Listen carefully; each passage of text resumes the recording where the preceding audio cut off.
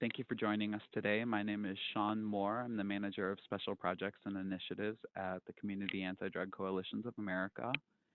And we're here today to give an overview of SBIRT.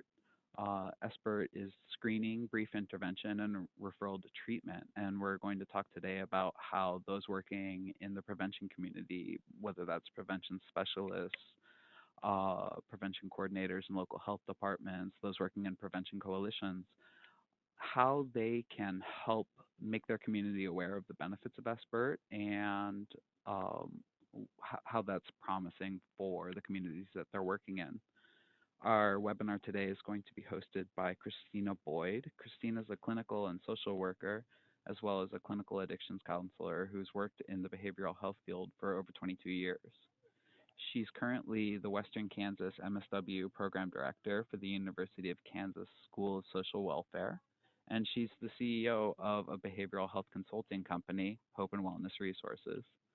Cristina is an experienced SBIRT trainer and has provided live and virtual presentations on the implementation of SBIRT into medical settings throughout the country. She continues to reside in Western Kansas and is passionate about equity of health resources in rural areas. The Opioid Response Network is a grant that has been set up by SAMHSA and originally entitled the State Targeted Response Technical Assistance Consortium. The Opioid Response Network is really aimed at bringing together those who work in prevention, treatment, and recovery of opioid use disorders and filling in gaps in that continuum of care by providing evidence-based practices in prevention, treatment, and recovery, and also overseeing the implementation of those practices into new settings. But basically, we just want to encourage folks to reach out if there's any technical assistance that's needed.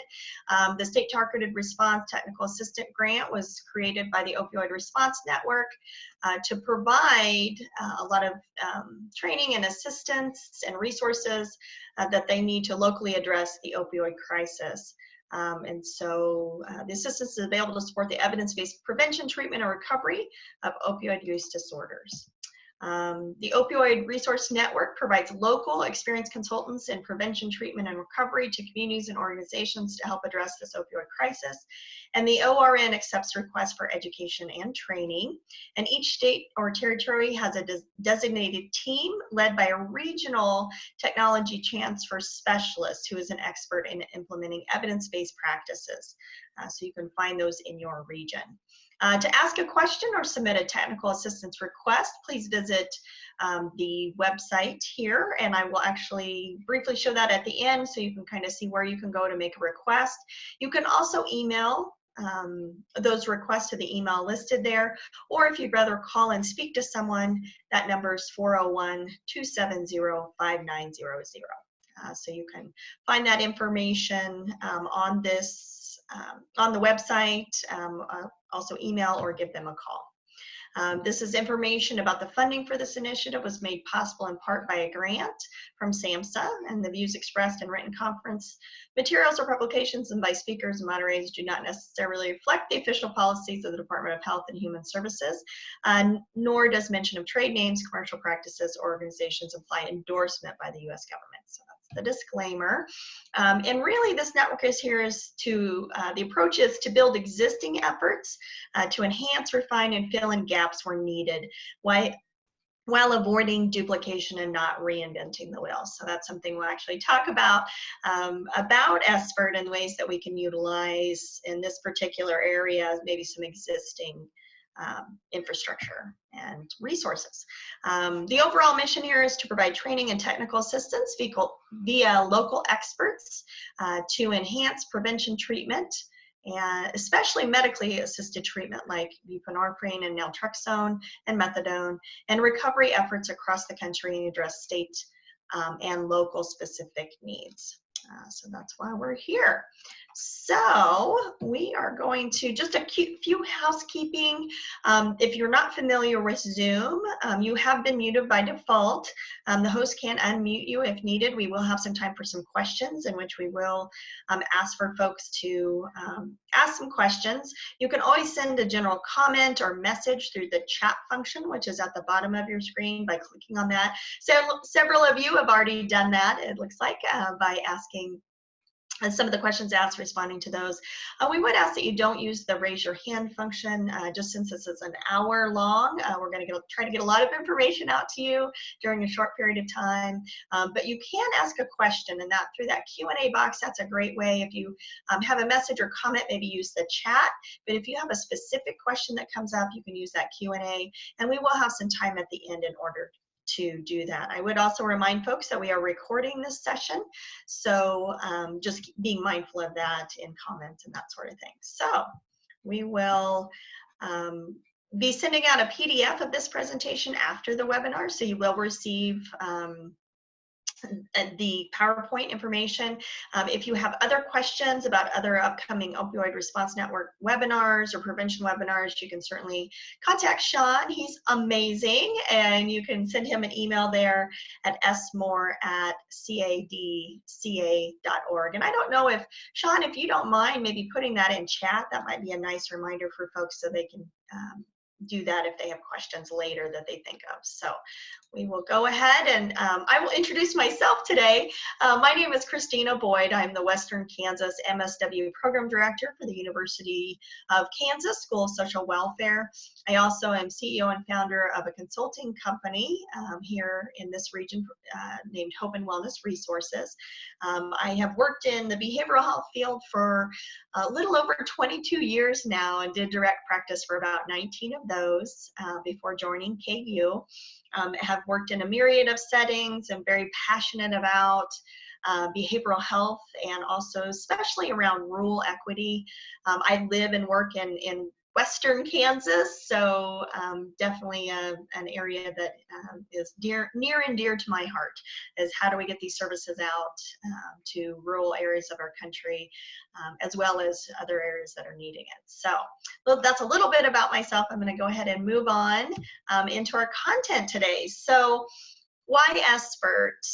Oh, and by the way, what is it? So some of you may know what SBIRT is. Some of you may be more familiar with it.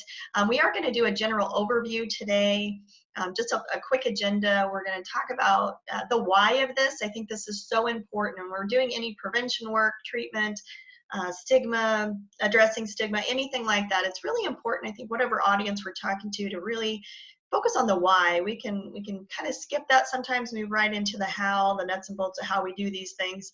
But that why is a really crucial piece of this conversation. We're going to do an overview of SBIRT just to talk about what it is and why we're using it and some key components of that. Again, this is just going to be kind of scratching the surface. SBIRT is an acronym. It stands for Screening, Brief Intervention, Referral to Treatment. So we'll kind of go into each piece of that. And then we'll also talk about how we can start this conversation, how this can really lead us into integration efforts, how it is a prevention, treatment, and in some ways recovery. There's pieces of it that really fit into all of those areas, and so how we can utilize, again, those different approaches to really move this forward in doing some prevention work and hopefully addressing the needs. We'll have some time for questions again at the end. So if you think of questions as we go along, we'll probably not be stopping necessarily during the didactic portion of this, but would ask that we save those towards the end, and then there'll be a quick wrap up. So something I would like you to ponder today, just keeping in mind that we all have different aspects of care, of services, whatever it is that we're providing to whatever population we're serving, but just something to keep in mind as we go through. I know I've often gone to conferences and thought, well, you know, that sounds really great in theory, but I don't know how that's going to work in my community. So one thing I would just challenge you today is to just think about how could these services benefit the people that I'm here to help. So kind of suspending all of those questions and keeping an open mind for the next hour at least to really consider how might this work and how really could this make an impact in your community or again with the population that you're serving. So that's my challenge today, just to keep an open mind and to consider how this might work. So what are we really talking about here? I love this picture because I really think it exemplifies some of the sentiment that I've talked with individuals, providers that are thinking about doing some screening in medical settings or others, that this really does in some ways kind of open up that can of worms. And there's a concern that if we start to ask these questions, what do we do with all the information that's bound to come out? And how do we manage that along with all the other things that we're trying to accomplish in a maybe a 10-minute session or an hour session or however long that we may be meeting with folks in these settings. And so I do think it's important to acknowledge that this is a change and this may bring up issues and symptoms and other things that we are going to be expected to address then. And so we have to be prepared for that. And next, our next webinar that I'll be assisting with, we're going to be talking about really that implementation process and how we can maybe start to address some of that. But I do think, again, it's important as we're talking with folks about implementing SBIRT that we understand it really is a big undertaking and it's okay to acknowledge that. So why are we looking at all of this? Again, here's that why, that really crucial step in the process. Part of the reason this is so important, and we're hearing so much about this, and I know probably a lot of you folks are aware of this information, but just in case you aren't, in 2016, it was estimated that about 78 Americans were dying every day from an opioid overdose. In 1 year, we saw that number go up to 130. The CDC really has brought a lot of attention to this epidemic, really identifying that people are dying, and we have to do something to combat that. Another reason why this is so important, it is affecting individuals being born. It's estimated, the CDC also estimated that more than 3 million US women were at risk of exposing their developing baby to alcohol, for example. 3 in 4 women who want to get pregnant as soon as possible report drinking alcohol. And why that's so important is that 100% of fetal alcohol spectrum disorders are completely preventable. And so it's important that we're getting this information out, again, as a prevention method to really educate moms or could be moms to the dangers of drinking. We just don't know at what level and what amount really affects that developing fetus. And so the recommendation truly is that no alcohol is safe during pregnancy. And so how do we get that information out in a way and have a conversation where people are willing to engage in it? So that's what we're going to be talking about here in a little bit. Another reason why this is so important is when it comes to dollars and cents, substances are creating a toll. The total cost in 2013 was estimated to be around $820 billion. That's really hard to even kind of wrap my mind around. That's such a large number, it's hard to even understand what that means. So I think, again, the costs keep rising. We start to see the toll of this affecting a lot of different areas in our nation. Another reason, I just love this picture. I just want to point out a few things really quickly. One is that we have some friends here, I'm assuming they're friends, and they're consuming some adult beverages, and they have an extension cord that's duct taped to some flip-flops that then the cord goes through the pool of water to then be duct taped to a block of wood. And so I would pose the question, is this an if we go to the ER situation or a when? And I use that to illustrate that idea that it really is in our country no longer a question of if we go to more outcome-based payment systems, but when. We're already seeing this in states where it's not that you've done a service, it's that the service has an impact. And what is that impact? So I think as more attention is brought to outcome systems of payment, of care, that we're really looking at evidence-based practices to improve those outcomes. And so SBIRT has been found, that set of services has been found to be an evidence-based practices that does just that. So that's why we're looking at these things. Another reason this is so important, the why of this, is that alcohol, substances, opioids, other substances that may be taken into the body, big shocker here, they affect our body. And so how we convey that information to individuals is very important. How are we letting folks know that there may be a risk to the choices they're making, empowering them to make a good decision around their health. And what we've also found is that as we relate these conversations to individuals' health, there seems to be an openness to making some changes and leaving that door open for future conversations. So these are some examples. These are great handouts, tools that we can use with individuals in which we're providing some SBIRT services. And so I'll show you where to, at the end, I'll take just a little time to show you where you can find these. There's a lot of resources out there. I particularly like these in that they are offered in multiple languages for multiple substances. So this is an example of the marijuana handout that talks about the effects on the body, kind of addresses some of the different areas that can be affected, so that again we can open these conversations up, have good information that we give to individuals so they can make an informed decision. Because there's a lot of information out there, especially around marijuana, whether it's legal, not legal in your state. There may be a lot of information out there on the World Wide Web, and we don't know how accurate some of that may be. So we want to make sure that we're giving the correct information to individuals, so again, they can take and make that choice as they, after they leave your office or individuals' offices and communities that you're working in.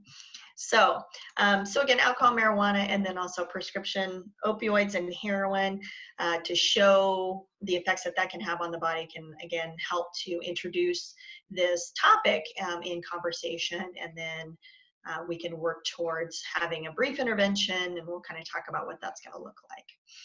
Another reason why this is so important, we now know that brains maturation is not equal to brain size. Our brains develop until around age 25.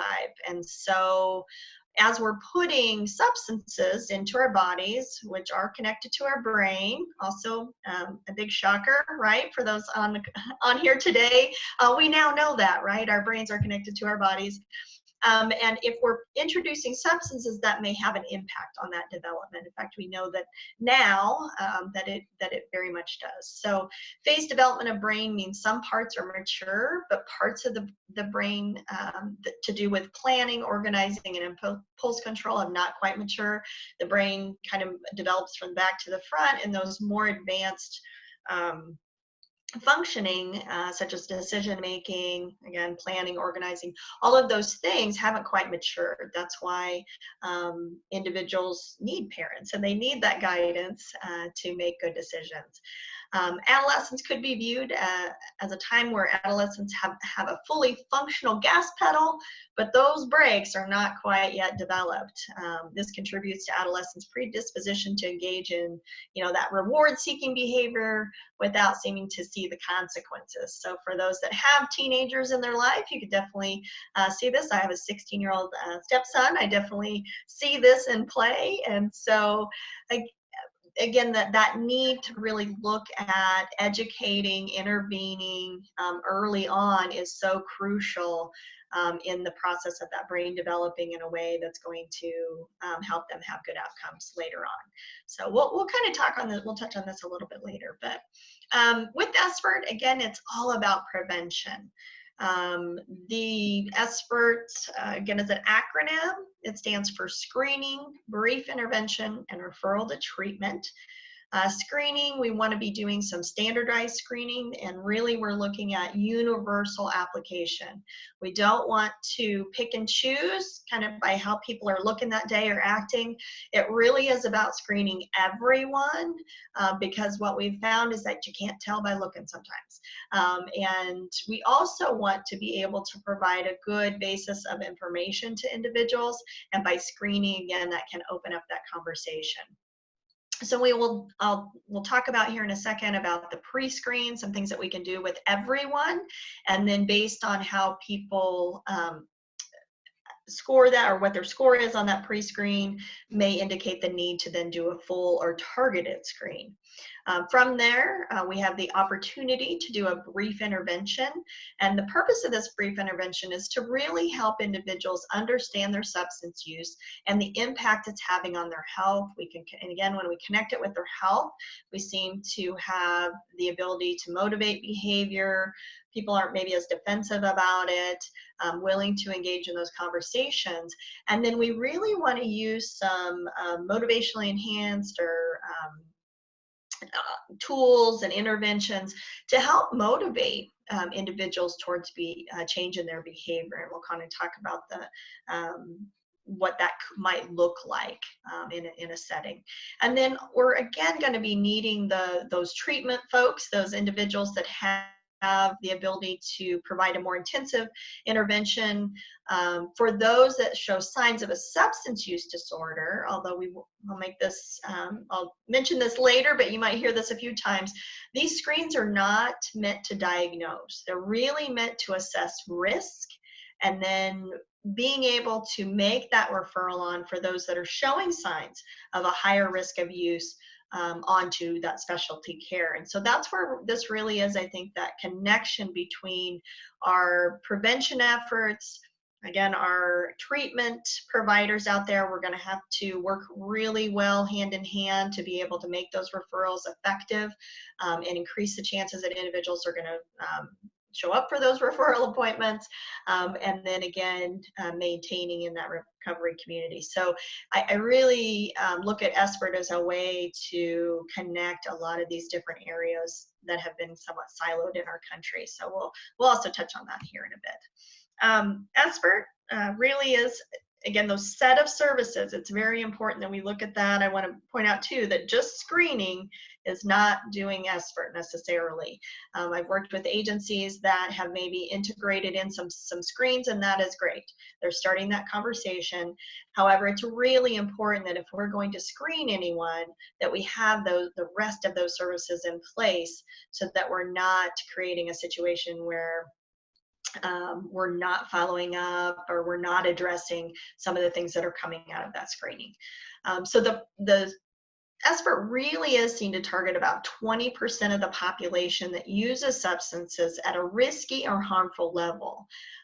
So that's the primary goal, is we're going to try and intervene with those who have a moderate or high risk for psychosocial or healthcare problems related to their substance use. So depending on what setting these services are done in, we may have more information. And again, we'll kind of touch on that here in a second. For those patients screened in primary care, approximately 5% will warrant a referral to specialty care. Now, it's important to point out here that this is in primary care. For those that are doing screening in other settings where risk factors may be higher, we might see a higher percentage of those that are needing a referral on. And so that's something that we need to be aware of as people plan out these services. How is that going to happen? So I use this analogy quite often. If we were to think about, again, SBIRT, relaying this to a prevention, and this, I don't think for those out in the prevention community, this is not going to be a hard stretch to relate to, I don't think. But if we were to think of a house that's on fire, and it's completely engulfed and it's causing massive damage and destruction, it's much harder for one person to come in and to really affect change. We of course want to fight that fire. We want to make sure that that's being addressed. However, I would encourage you to think about this little smoldering ember, and that when would it be easier to maybe have an effect on that fire? Is it when it's full blown, the fire is engulfing the whole house? Or is it when it's just this little ember that we could take some water, maybe step on it and kind of smother it out? At that point, it's much easier to intervene. And so I often relate this kind of that idea of SBIRT, that we can wait until the fire is full blown or when someone has developed a substance use disorder, or we can start to look at changing that and really starting to intervene at a much earlier spot when there's just this ember.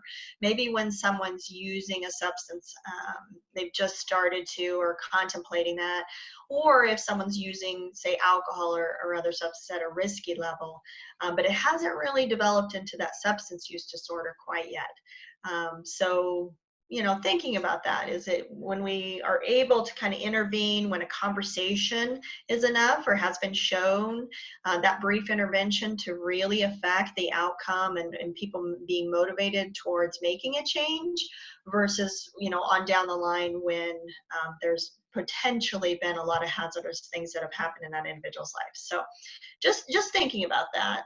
Sometimes as I'm talking with individuals, they're thinking about integrating in SBIRT services. This can sometimes be a helpful analogy to really emphasize the need to intervene much earlier in the process. We've seen the opioid epidemic in our country really reach this crisis point. It's a very complex issue. There's a lot of different things that we're going to have to do to fight this fire. And so we really have to start looking at many different areas to really effectively deal with the situation as it is right now. So if we talk about screening, which is the S in SBIRT, we have to kind of get all on the same page. I love this photo. This is taken from an establishment, adult beverage establishment near where I live. And I think it really exemplifies the idea that we have to be talking the same language. It's important that, again, we're getting good information back when we're doing screening.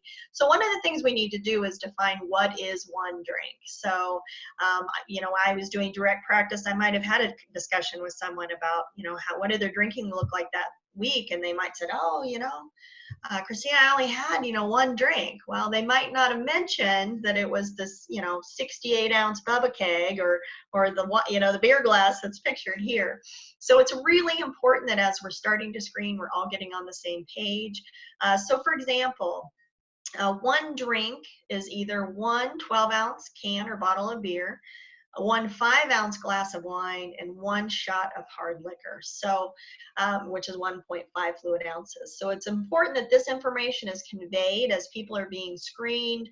Some screens will just have this right on the form. Sometimes it's nice to have this up in a poster form in rooms where screenings are being done, just to really remind people about one drink, because we might not be getting correct information if we're not, again, making that a universal understanding of what one drink is. So these are the if we're talking about drinking here now, the low risk drinking guidelines. I know this was probably back in 2012. I saw this chart for the first time and thought, man, why have I never seen this before? And so really took up this cause and started talking with individuals about this, because it's important. Again, we're trying to catch this when it's an ember. We've got to start providing good, uniform information to folks. So this comes from the Rethinking Drinking campaign through NIAAA. Actually, World Health Organization, other organizations have come together and said we need to make universal kind of guidelines. It's helpful for individuals. So in a single day, for men, it's no more than 4 drinks per day. And this is a very, very important conjunction here, folks. It's an and. It's not an or situation. It's an and. So no more than 4 a day, and no more than 14 drinks per week. Sometimes when I present this information, sometimes people get some kind of funky math going, but we want to make sure that that is very well understood, that that's an and. For women, it's no more than 3 drinks per day and no more than 7 drinks per week. And again, for women who are pregnant or may become pregnant, the recommendation is that they should not drink alcohol. Fun fact here, did you know more than 70% of US adults drink alcohol within these limits? So as we're looking at screening, sometimes this might be something important to bring up with agencies. They're fearful of that opening the can of worms, that idea that if we start asking these questions and they're going to have all these people that really are going to need this brief intervention. And so again, depending on the population we're serving, the risk factors in your communities, that is something that will have to be addressed. But in general, we do look at a lot of people. Clearly, a majority of people are going to be drinking within these limits. Quick, hey, you're doing something for your health. That's awesome. Don't know if you're aware of this. Quick 2-minute kind of intervention might be sufficient. But for those others, for those 25 or so percent, we're going to be doing a brief intervention towards something else. So the evidence behind these limits, again, SBIRT being an evidence-based practice, we've seen a lot of research around this. And what the research shows is that the amount of alcohol, if we're drinking above these limits or using drugs at a risky limit, psychomotor and cognitive impairment is notably increased. There's also a risk for unintentional injuries, death from external causes, and being the target of or taking part in aggression. And then, of course, that risk increase for possible alcohol use disorders. Also increases in negative medical, work, legal, and social consequences. It's also important point here that as someone drinks above these limits, as that frequency increases and the amounts they drink above that, the likelihood of developing these problems increases as well. And so part of this is just having a conversation with folks to say, hey, don't know if you're aware, this is something that we'll have to, want to get this information out to you so that, again, people can make their own decisions, so they can have that information before they choose to take those substances in. So Sean, I know I've seen some things come up on chat. Please let me know or interrupt if there's anything we need to be addressing as I go through. Again, we're going to try and catch some of those questions towards the end. With risky drug use, it right now is being defined as any use of an illicit drug. So that might include stimulants, methamphetamines, cannabis. That gets a little gray there in states that maybe have legalized. The physical risk is still there, though. I think it's important, whether it's legal or not, doesn't detract from the fact that cannabis can still affect our bodies in ways, especially that developing brain. There's some really great research out there around the kind of the hazards of cannabis use in adolescents, and we need to be very aware of that. And having these conversations, and especially if cannabis is a drug that's been legalized in your state, it's going to be very important that we understand in prevention that the more available substances, that may increase the likelihood of adolescents using it. So that's very, very important that we keep that in mind. It also includes inhalants, hallucinogens, and narcotics. It's also using a prescription medication for non-medical reasons. And non-medical reasons includes sharing medications, so using prescriptions that aren't ours, using for a reason other than prescribed. So sometimes I've heard individuals say, well, my doctor prescribes the Ativan, but it makes me really sleepy, so I use it for sleep. And if it was being prescribed for something else, that may not be, that would again fall under this for non-medical reasons. It's also included in this taking medications for a former medical condition. So sometimes we may have some leftover meds if we've had a surgery or maybe some dentistry that was done and had, again, a common example is opioids were prescribed, and people kind of keep those vials of pills maybe later down the road to use in case they have pain again, or again for other reasons. And so just again, keeping in mind that there's some offshoots of this, how can we reduce the likelihood that people will be engaged in these behaviors? There's a lot of ways, take backs, pill take-backs. I think we have one of those, National Day here in October. Do we participate in those? Anything that we can do to, again, educate people about this, to let them know the dangers of having, pills just kind of sitting around. And once again, for adolescents, that access is important. So that's the definition of risky drug use. This is some examples of a pre-screen, again, not lengthy. This is something that could be integrated into an intake, into a health screening, that can be done as part of services that we're already providing within a community or organization. So the alcohol questions are based right on those the low risk guidelines for drinking. And then the NIDA suggests a drug question, again, just asking how many times in the past year. And then depending on answers, if folks say no, and once again, it can be that, hey, you're doing a great job towards your health. Don't know if you knew this. We might have a little bit of education. We still do, because sometimes things change, right, in people's lives. Sometimes stressors come up, events, trauma, all sorts of things may happen. So it's good that we're getting that information out there. This is a great lead into providing some of that education, again, that prevention work that can be done as part of this. If they answer yes to one of these, one or more, then that would trigger a full screen. And when I say a full screen, again, keeping in mind these are screens. These are not necessarily assessments to determine a diagnosis. They're really a screen to assess risk. And I think that's really important that we keep that in mind. Full screens that we might use, these are some common ones out there, is the Audit, the DAST, the Assist, the GAIN, 5 Ps, specifically around pregnant postpartum women, and the CRAP, which is validated for adolescents. So we won't spend a whole lot of time on this. I think if folks are wanting to utilize some of the screening process, it's important that you get additional training, exposure to these screens and how to use them. Again, this is just an overview. But to give you an example, this is what the audit looks like. You can see there, this at the top, it just mentions that drinking can affect your health. And also some medications you may take. Please help us provide you with the best medical care. So again, making this a universal thing. We ask everyone, not just if you, because you look strange today, but this is a universal kind of thing. So we're wanting to, and really connecting this again to people's health. So you can see on here, there's questions, it's scored.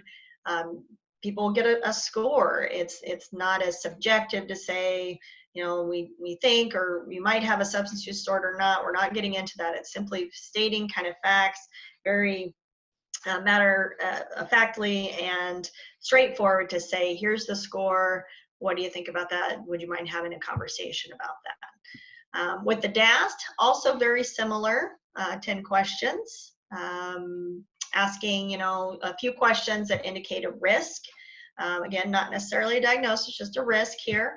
With the DAST, again, at the bottom, you can see the 1, 2, 3, or 4 range with the score that puts them into a range. With both of these, I would just mention real quick, what's nice about the Audit and DAST, and again, I'm not advocating for any particular use, but I would say that it is nice to choose screens that are in the public domain, that you can copy, that you can distribute, that can be in a record. And so the Audit and DAST are 2 of those. They are open to the public. You can go on and print those and have access to those. So that's very nice. And then again, with the Audit and DAST, they both have recommendations towards, depending on where somebody scores, what the intervention will be. It's very straightforward, very structured.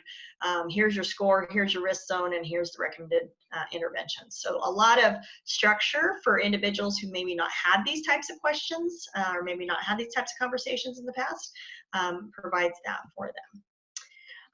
Just some stats here around, again, the importance of doing the screening early.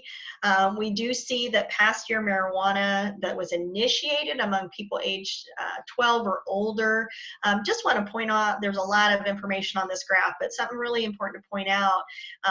The highest rate of initial use here I'd see is if you look at the age 12 to 17. So that's when that's initiated. And so that's important to keep in mind. For prescription pain relievers, the initiated age is a little higher, right? We see that highest rate Definitely 12 and older, we see many individuals using, rates going down actually a little bit there for 12 to 17-year-olds, but the highest rates there around, are 26 or older actually. But why this is still an important piece of the prescription pain relievers, the opioid crisis, is that prior marijuana use actually has, in one study, showed a propensity then to use increases the risk then for those individuals who use those substances in adolescence, that they would then misuse prescription opioids later down the line. So again, with prevention, it's understanding that there's a lot of risk factors. We're always looking at ways to reduce the risk factors and to increase the protective factors. And there are so many, again, this gets very complex. There's so many risk factors out there for individuals misusing prescription opioids down the line. And so we want to do everything we can, even though they may not be misusing prescription opioids, if they're using other substances that may increase their likelihood down the line. So keeping that in mind. That's why it's, again, really important that we're starting this work with adolescents. The CRAFT, this is an example of another screening tool where it has kind of that pre-screen in part A, and then if they answer yes to that, then we're going to go on to the rest of those questions, that full screen there, and then again do some intervention at that point. The National Council for Behavioral Health just put together a really great package of resources and tools. You can go in there, the website is listed there, and you can click on that link once you get this PowerPoint, and you'll be able to see some of the information there. I think it's really important to point out they're recommending screening to start at age 9 now. We're just seeing use, and again, those risk factors earlier and earlier for youth. Again, we're seeing higher rates of depression, of all these things that are risk factors for substance use. And so how is that being addressed? How are we screening for that? So that's just a brand new resource that just came out very recently. So I wanted to make folks aware of that. As we move through, again, we've talked about screening, very, very important. I think brief intervention, which is the BI of SBIRT, really provides kind of the meat of these services. We really want to not only screen, that's crucial, obviously, but we want to make sure that we're intervening and providing the correct interventions to motivate change. So brief intervention, as outlined in SBIRT services, really utilizes the spirit of motivational interviewing, which really takes into account how do we motivate individuals to make a change that's really, really hard. And I think all of us have experienced a change process that may have been difficult. We may not understand where somebody's coming from in their substance use, or again, if they're that 5% of those screened in primary care that may have a substance use disorder. That may be hard for us to understand or empathize with if we've not experienced that.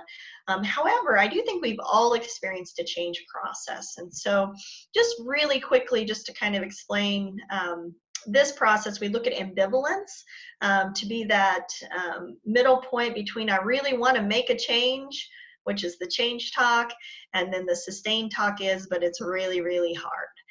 So I would encourage folks to maybe think about, and this is a really common one, eating better, exercising more, being healthier, whatever that change process is. And think about, I'm guessing for most folks, we didn't go to bed one night and go, okay, I'm going to make this change, get up the next morning, and they were done. Never had to worry about it again, ate healthy the rest of their lives. That's not generally how change works. And so for most people, we do a lot of back and forth. We want to change. We know the reasons why it's important to us. And that's really crucial. We got to figure out why it's important to us to change, not why other people think we should change.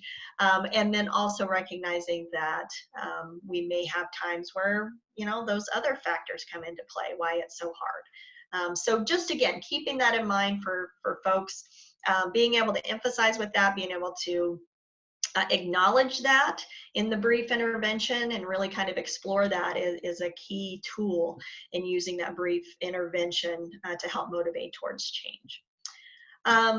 then again, if folks are really going to engage in these services, it would be highly recommended that you get some more training and education around and support around really doing those brief interventions effectively, because that really is crucial in these set of services. If we look at referral to treatment, we want to help those individuals showing signs of a substance use disorder, or those that again, that 5% that are needing that additional referral on to specialty care.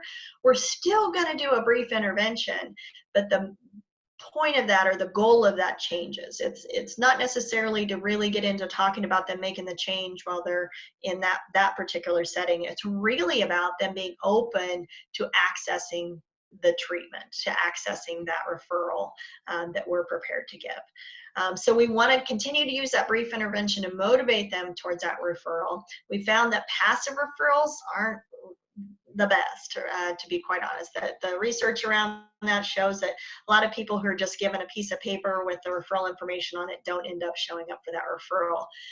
And so we want to integrate in the possibility of a warm handoff, if possible, where we're introducing people to providers, if that's available in your region. If you live in more rural areas like where I live, that might not be possible. I like to say, just my term for it is kind of a lukewarm handoff, and we can get as warm as possible in those areas where maybe somebody's across town or in another town. How can we make sure that we've gotten the most information, introduce them the best we can, whether that's through telephone, other means. And then we also want to make sure that we're following up on this. So if it's important enough that we're bringing it up and we're having a conversation, if someone is experiencing risk levels that are that high that we're making referral onto treatment, we want to make sure that we're following up, we're coming back. Is there a way that we've kind of flagged that in the system to make sure that we can have a discussion with them again when they come back? So we want to make sure that we're using that brief intervention and that we are opening that door and leaving it open so that folks can come back and feel comfortable and safe to continue to talk about what they're dealing with when it comes to a possible substance use disorder. So this is in some ways kind of changing the conversation. I think, in the past, we've looked at prevention, treatment, and recovery in very, very siloed kind of systems. We've got to get away from, the drugs are bad, don't do them. We found that wasn't real terribly effective. And so some of the prevention measures that we've used in the past, when we actually did research on them, weren't as effective as we had hoped. And so SBIRT, we've been integrating SBIRT into service delivery here in our country for a few decades now, really. SAMHSA has put together quite a few cohorts of states that have really adopted this and seen some really good outcomes. And so again, this is changing this conversation. How do we have conversations around reducing use, around talking with pregnant women, talking with adolescents about their substances they're taking into their body. So this is a change. We also may be having these conversations in settings we never had them in before. So that's a change. So again, just want to kind of put this out. Does this look familiar at all? I live in Kansas. We have a lot of these silos in the region I live. Most of them are holding grain and things, but I think figuratively we have a lot of these silos too. We see a kind of the siloing of prevention, treatment, recovery, and medical, and a real push to integrate these more and more. That we've got to address these crises that we're facing in our communities around substances in a much more holistic way. We've got to work together because it's too complex to try and really address and have an impact if we continue to work in these silos. So I have really seen this, and again, across the nation, we're seeing SBIRT. These set of services can really be a start to the integration effort. It can really be a foot in the door to start these conversations, to start addressing stigma, to reach people where they're at. Not everyone may walk into a primary substance use disorder treatment facility, but a lot of people access care through medical facilities, or kids are in schools. We've seen in the state of Massachusetts right now, they're requiring, for example, SBIRT screening or SBIRT services to be provided in all public schools, which is amazing, that we're starting to see, again, that universal way to address substances in our communities. And so this really can be a way to start integrating in behavioral health into medical, really start to integrate in prevention efforts with treatment efforts, and again, recovery. How are we supporting people in the process? How are we talking with each other, sharing resources, those types of things. So one thing I think is important with SBIRT is recognizing it is a very flexible intervention. It's been used in a lot of different settings here. So I guess I would encourage you to think in your community, maybe in the area that you're working right now, do you see places where SBIRT's been used that would align with, again, the population that you're focused on, or the actual services that you're providing. So we've seen it being used in community mental health. We've seen it in emergency rooms, FQHCs, hospitals, and all sorts of different settings. Again, school-based, student health, primary care, veterans hospitals. I know in our state, even if you're a state employee, they've started to integrate in some of the screening questions into our wellness program, which is very interesting. I thought that was a great use of that screen, and starting to open up that conversation. Because one thing that happens is, as we start to ask these questions, and if we've really done a good job of getting buy-in and training with those that are asking the questions, and that is very important. We'll talk about that when we get into the implementation in a future webinar. But as we open up that conversation and provide a non-judgmental space for people to actually talk about this, we're doing something towards addressing the stigma in our communities around substance use and behavioral health, really all together. Because we're starting to say it's a really good indicator if we put posters on the wall, if we start to integrate this into the services we're providing, it really sends a strong message. It's okay to talk about it here. We don't have to keep talking about these things in hushed tones, or not talking about them at all, because that sends a message as well. So starting to change that conversation means getting it out there, asking the questions, and starting to do it in settings where maybe historically we've not had these conversations before. So some of the outcomes, when we look at the research around what SBIRT can do, one study showed that for every $1 spent on providing screening and brief intervention, approximately $3.81 was saved. So this, again, is not a foreign concept for those that are doing prevention. We know that prevention saves money. I would encourage you to think about, for every dollar that's saved, that's connected to someone's life. And again, the devastation and the damage that could be prevented possibly if we caught this use much earlier in the process. And again, SBIRT really is designed to do that. There's also good evidence that screening in primary care settings can accurately identify patients, including pregnant women, whose level or patterns of alcohol consumption do not meet criteria for alcohol dependence. So again, in the past, people were accessing treatment when those symptoms clustered together met the criteria for substance use disorder. But with this, we are starting to really intervene at a much earlier time, or when symptoms may not be at that point. So again, it places them at a risk for increased morbidity and mortality. So the other point of this, the evidence supports the effectiveness of the brief intervention, because that's something else I've had conversations with folks about, that, well, is that really, having a conversation, is that really going to affect what people do? And actually, we do have evidence around that having this conversation, especially with healthcare professionals, so nurses, physicians assistants, physicians, really can have effect on reducing a patient's substance use. So as we're starting to see the expansion of SBIRT into other areas, I think we're seeing more research emerging about the outcomes, what SBIRT is really doing in those settings.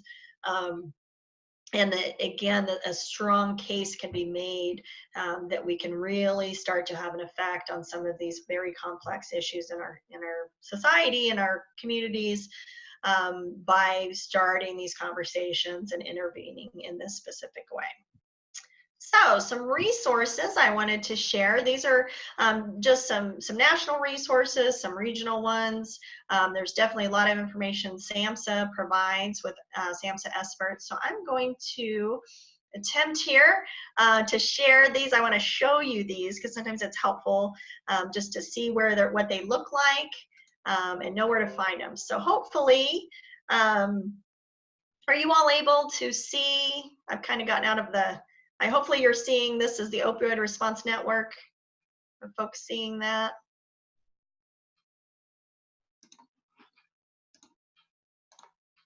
Yes, okay, perfect. Thank you. Thank you for responding. I appreciate that.